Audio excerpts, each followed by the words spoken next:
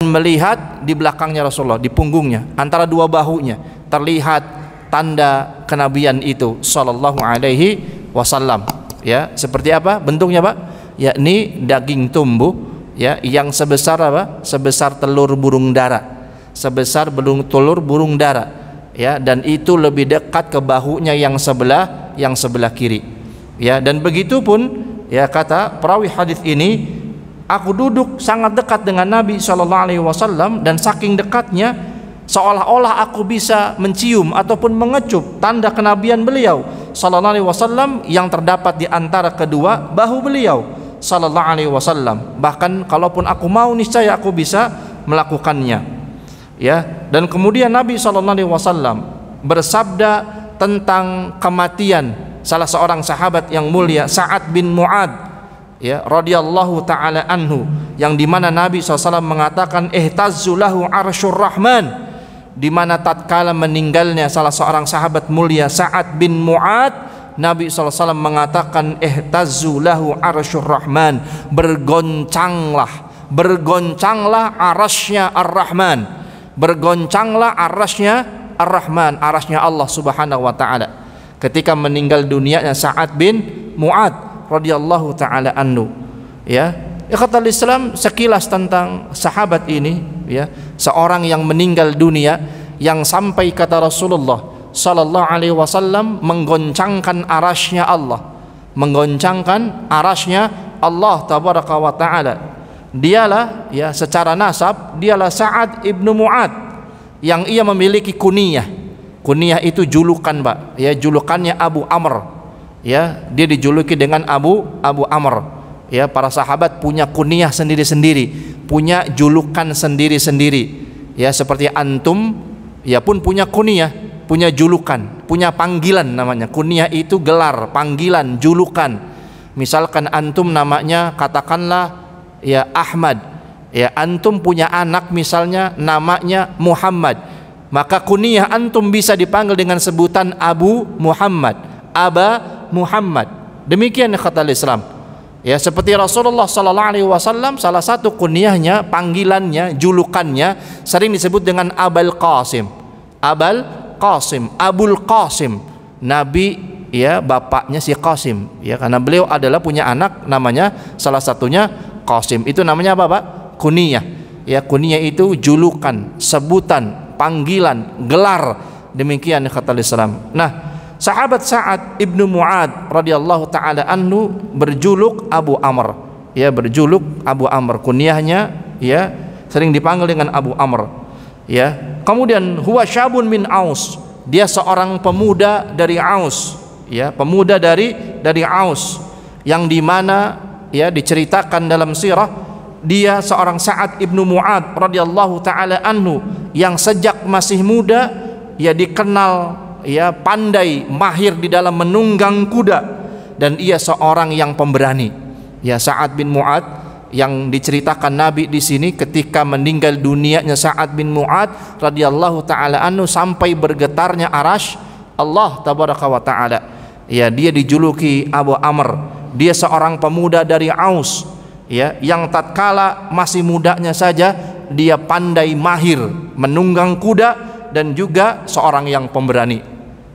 Ya, Pak, makanya kata Nabi SAW, tidak ada hiburan di dalam Islam yang sesuai dengan syariat, ya, karena kebanyakan manusia menjadikan hiburan itu adalah hiburan yang batil, kecuali kepada tiga hal ini, hiburan yang sesuai dengan syariat kata Rasulullah. Apa tiga hiburan ini? Yang pertama adalah yakni menunggang kuda, ya, yakni menunggang kuda. Yang kedua melepaskan anak panah dari busurnya, dan yang ketiga adalah yakni bersenda gurau dengan anak dan istrinya. Ini hiburan yang sesuai dengan syariat ikhwatal Islam. Tiga hal ini saja kata Rasulullah dalam hadisnya, karena banyak manusia yang menjadikan hiburan, ya, di dalam kehidupannya, tapi kebanyakan mereka menjadikan hiburan itu adalah hiburan yang batil. Coba antum perhatikan, ya, ada orang-orang yang mungkin, ya, karena stres, ya, karena butuh hiburan, akhirnya dia kemana? Dia pergi ke tempat-tempat maksiat misalnya, ya kan, dan melakukan hal-hal yang tidak sesuai dengan ajaran Islam misalnya, ya, karena kalau kita sebagai umat Islam ingin mencari hiburan, hiburan itu 3 kata Rasulullah: menunggangi kuda, ya, melemparkan anak panah dari busurnya, dan yang ketiga adalah bersama dengan ahlihi, bersama dengan keluarganya, bersama dengan istri, bersama dengan anak-anak. Itulah hiburan. Selain itu kata Nabi batil. Selain dari itu adalah batil. Hiburan yang dijadikan manusia kebanyakan adalah batil. Ya, subhanallah. Makanya sahabat Sa'ad ibnu Mu'ad radhiyallahu taala anhu dari kecil sudah pandai, dari masih muda sudah pandai menunggang kuda, dan ia dikenal sebagai seorang yang pemberani. Ya, ayahnya adalah Mu'ad bin An-Nu'man. Ya, ayahnya Sa'ad bernama Mu'ad bin Nu'man. Kemudian ibunya bernama Qabisyah binti Rafi'. Ya, adapun istri Sa'ad, ya, adalah bernama Hindun, ya, binti Sammak, merupakan bibi dari Usaid bin Khudair, ya, dan Sa'ad adalah pemimpin Bani Abdul Ashal.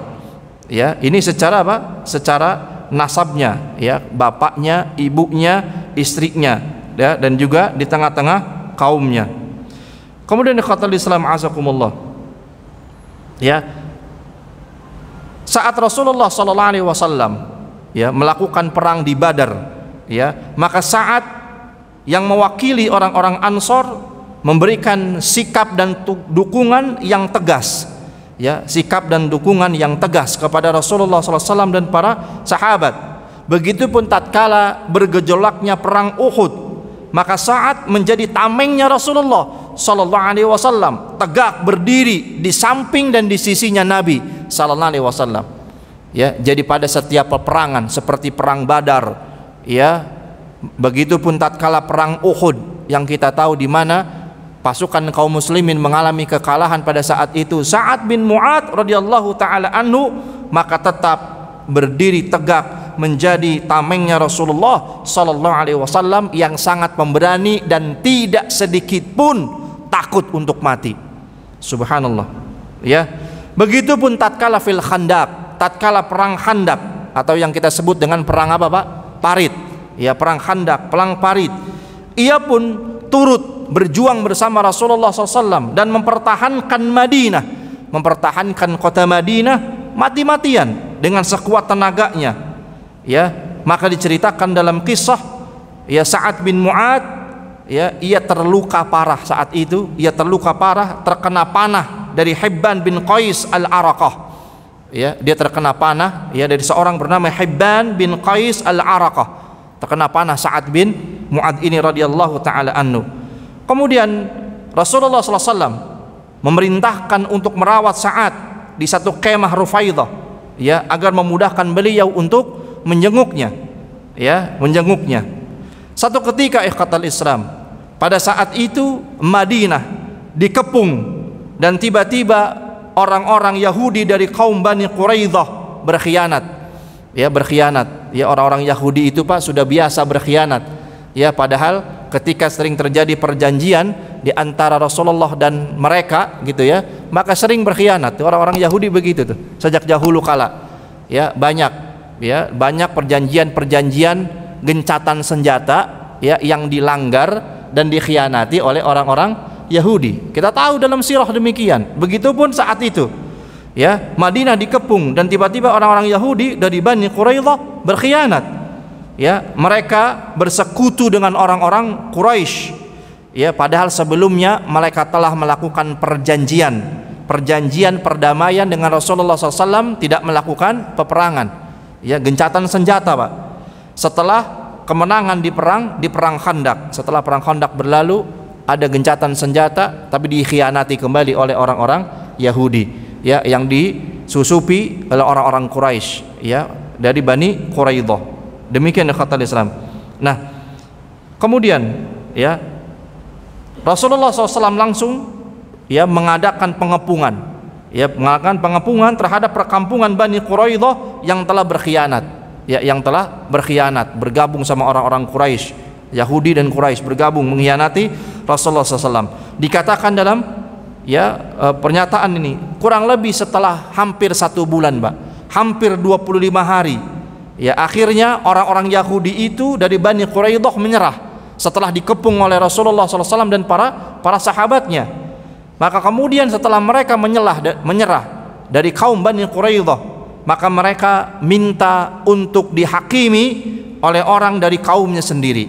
Maka saat itulah Rasulullah SAW meminta Sa'ad bin Mu'ad, ya, telah disepakati dan disetujui untuk menjadi hakim yang menyelesaikan permasalahan kaum Bani Quraidah pada saat itu, ya, karena telah berkhianat tadi, Pak. Lagi perjanjian damai, tidak boleh ada peperangan, tapi berkhianat, dikepung sama kaum muslimin, ya, 25 hari sampai 1 bulan. Akhirnya mereka menyerah. Kemudian harus ditegakkan hukum di atas mereka, dan mereka minta yang menghakimi adalah dari kalangan mereka sendiri. Maka Nabi SAW meminta Sa'ad bin Mu'ad, ya, untuk menghakimi mereka. Padahal kita tahu tadi, ya, Sa'ad bin Mu'ad sedang terluka parah. Sa'ad bin Mu'ad sedang terluka parah karena kenapa? Kena panah ketika dalam perang Khandaq. Ya, tapi diminta oleh Rasulullah untuk menjadi hakim di antara, ya, perselisihan itu antara kaum muslimin dengan kaum Bani Quraidah, ya, yang tadi bersekutu dengan Quraisy dan orang-orang Yahudi, demikian. Kemudian ikhwatal Islam, di tengah rasa sakit itu, luka yang terus memburuk, saat berdoa kepada Allah Subhanahu wa taala, ya, dengan kalimat, ya Allah, janganlah engkau mencabut nyawaku sampai aku menyelesaikan urusan-urusanku dengan Bani Quraidah. Ya, jangan kau cabut nyawaku dulu, ya Allah. Tangguhkan sejenak sampai permasalahan dengan Bani Quraidah ini dapat terselesaikan, kata Sa'ad bin Mu'ad radhiyallahu taala anhu. Kemudian saat ini bersikap tegas ketika menghakimi permasalahan di antara Bani Quraidah itu, ya, maka di antara putusannya adalah, yakni hukumannya bagi para laki-laki kaum Bani Quraidah dibunuh, kata beliau. Maka para wanitanya dijadikan sebagai tawanan perang, serta harta mereka dibagi-bagikan secara rata kepada kaum muslimin. Maka Rasulullah SAW pun bersabda, sungguh engkau telah menghukumi dengan apa yang telah ditetapkan di atas langit. Maksudnya kau telah menghukumi di hadapan Bani Quraidah ini sesuai dengan apa yang telah ditentukan hukumnya oleh Allah Subhanahu wa taala. Naam. Setelah masalah Bani Quraidah ini selesai, yang tadi mereka berkhianat pada saat perjanjian damai, tidak ada peperangan, mereka berbelot, berkhianat, ya, akhirnya, ya, diputuskanlah demikian. Yang laki-laki apa tadi? Dibunuh. Yang perempuan jadi tawanan, hartanya diambil dibagikan kepada kaum muslimin, karena hartanya ini menjadi ghanimah, ya, seperti laksana harta rampasan perang. Kemudian khatal Islam, setelah itu hari demi hari Sa'ad ibnu Mu'ad, ya, sudah menanti pertemuannya dengan Robnya. Artinya sakitnya semakin apa, Pak? Semakin parah, sakitnya semakin berat, ya, dan tidak ada yang paling dinantikan oleh Sa'ad ibnu Mu'ad radhiyallahu taala anhu kecuali segera bertemu dengan Robnya azza wajal. Ia rindu kepada Robnya, segera ingin bertemu dengan Allah Subhanahu wa taala, ya, karena sakitnya sudah semakin berat, bekas luka panah itu semakin berat. Subhanallah. Dan dia memohon kepada Allah agar luka-luka yang ada pada tubuhnya karena berjihad di jalan Allah mengantarkan kepada kesyahidan, mengantarkannya kepada kesyahidan, menuju Rabbnya yang mulia Allah tabaraka wa ta'ala. Subhanallah. Maka ia pun sering dijenguk oleh Rasulullah sallallahu alaihi wasallam, dan Nabi pun sering berdoa kepada Allah untuk Sa'ad bin Mu'ad ini. Ya Allah, sesungguhnya Mu'ad ini telah berjuang di jalanmu, kata Nabi SAW, maka, ya, terimalah ruhnya dengan penerimaan yang sebaik-baiknya, kata Nabi SAW. Maka apa yang diinginkan oleh Sa'ad di akhir hayatnya? Sa'ad hanya ingin melihat wajahnya Rasulullah sallallahu alaihi wasallam. Masya Allah, tidak ada, ya, kerinduan yang paling dirindukan oleh Sa'ad bin Mu'ad kecuali bertemu dengan Rabbnya, bertemu dengan Allah Jalla Jalaluh.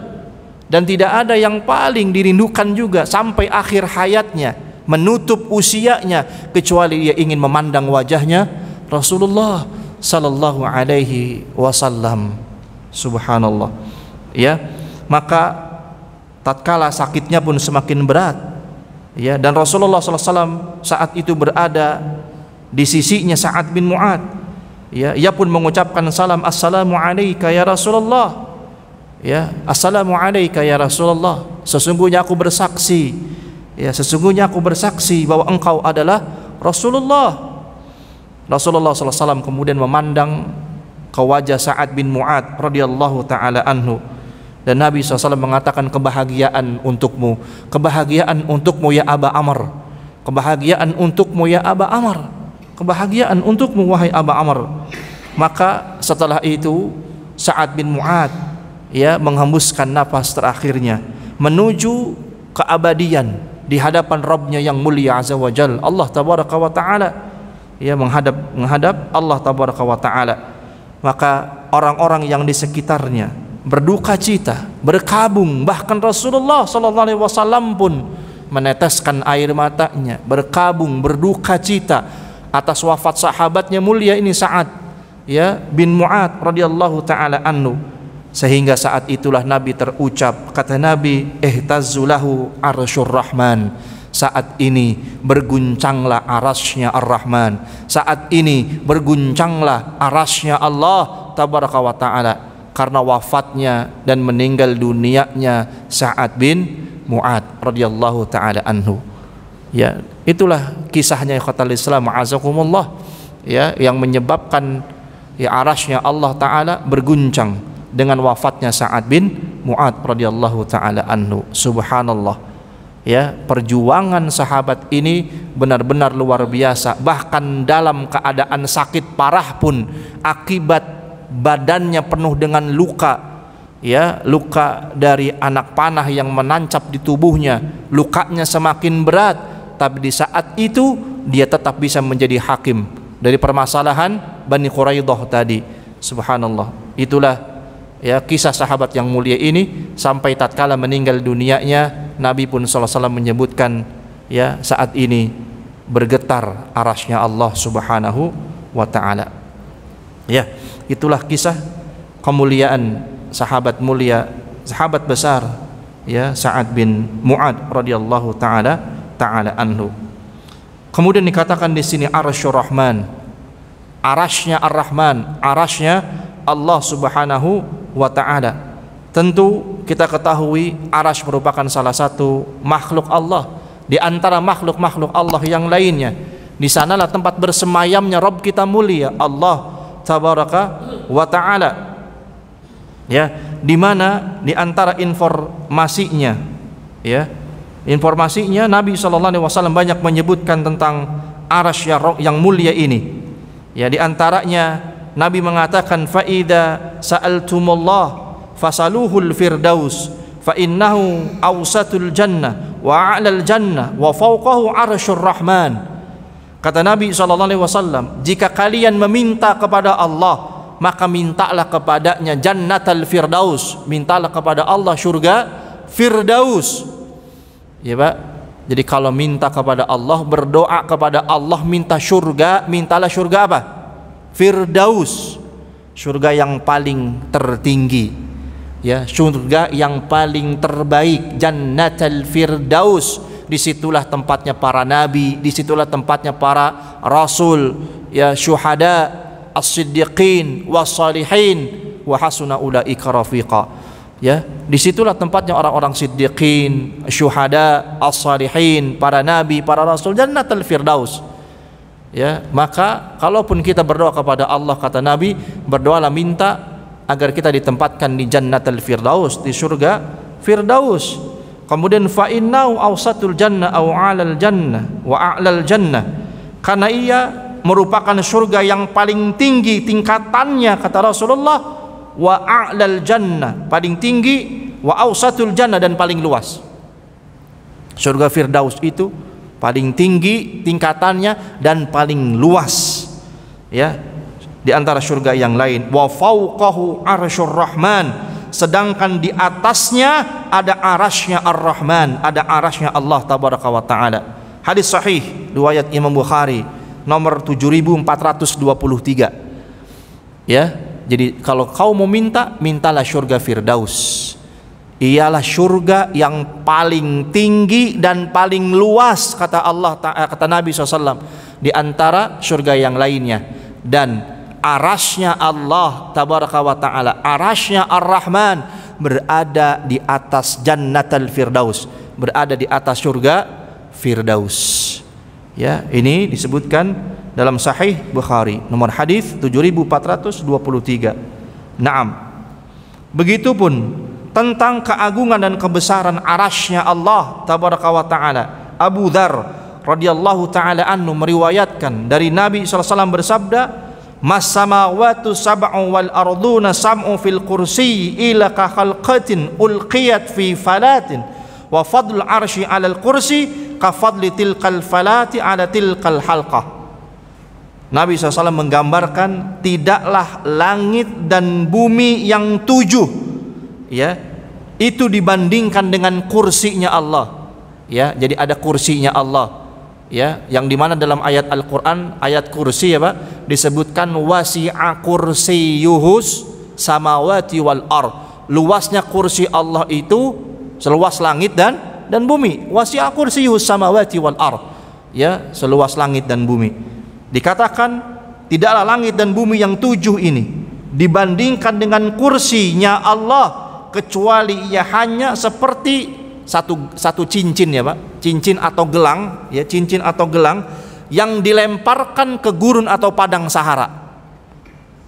Ya, jadi ini tingkatannya nih Pak, perlu diperhatikan. Langit dan bumi ya, langit dan bumi dan langit tingkatannya yang 7 lapis ini jika dibandingkan dengan kursinya Allah tabaraka wa taala, itu perumpamaannya kata Rasulullah SAW seperti Anda melemparkan satu buah cincin ya, cincin atau gelang itu Anda lemparkan ke padang Sahara.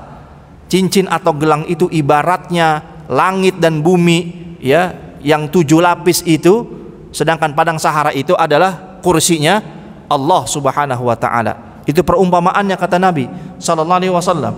Kemudian adapun keagungan arasnya Allah tabaraka wa ta'ala atas kursinya Allah tabaraka wa ta'ala sama seperti ya gelang tersebut dilemparkan ke padang Sahara tadi. Subhanallah. Bisa paham Pak sampai sini? Paham ya? Naam. Ini alam semesta ini. Ya, bumi dan langit yang berlapis 7 itu.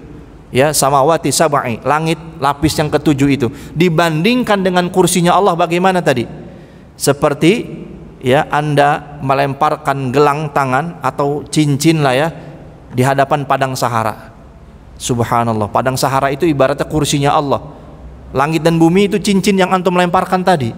Itu ya alam semesta, langit dan bumi yang 7 lapis ini kepada kursinya Allah. Maka perbandingan kursi Allah dengan arasnya Allah tabaraka wa ta'ala sama juga demikian. Kursinya Allah itu ibarat gelang atau cincin yang dilemparkan kembali ke padang Sahara. Subhanallah. Ya, jadi kalau ada orang ngerasa besar itu gimana Pak kira-kira? Kita kayak begini ngerasa besar gitu, ngerasa hebat ya, ngerasa angkuh, atau ada yang merasa sombong, apanya yang mau dibesarkan dari diri kita? Apanya yang mau disombongkan dari diri kita?